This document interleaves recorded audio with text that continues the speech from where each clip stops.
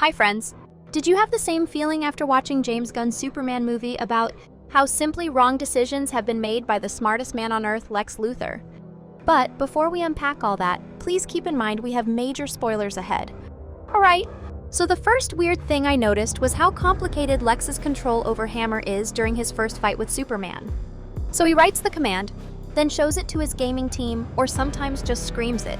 Then the team pushes the buttons or executes the script. Then Hammer does what is ordered. Because of this complexity, the latency is enormous, which potentially can be enough for Superman to counterattack. But as we see, our hero is way weaker and not as fast as before. Wouldn't it be way simpler and surely way faster to have a software that Lex could control with just a joystick? Also, just think about how smart a move is to keep your office up high and visible to the whole city. Then allow Hammer to come over with his armor right after his destruction and threatening, which should obviously expose that he is one of his own crew.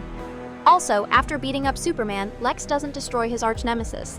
Again, an extremely weird decision. He could have just waited with an army for his return in the Citadel to confront him. Then, the way he keeps Clark in the pocket prison, how reckless it was keeping the kid in front of the father, what could have gone wrong? By the way, I noticed only 6 soldiers guarding the pocket prison where he keeps also dangerous metahumans without any external control. How smart it was to keep his selfie girlfriend in his operating room, with exposed, dangerous documents spread on the table or board, without any control over her phone whatsoever. Just imagine, Lex opened a portal that will inevitably destroy the Earth just to lure Clark and beat him instead of just throwing him into the portal, for example. Why he didn't run at the end? It seems he didn't have any backup plans with another hidden pocket universe, where he could hide in case of defeat or exposure. I would say here Lex is more mad, kind of empty villain than smart. I don't know why they show him this way. I also noticed a couple of cliches. I thought it was obvious that filmmakers should avoid them, but it is what it is. Like when Hawkgirl grabs the president of Baravia, he says, "You can't defeat me," then she throws him away.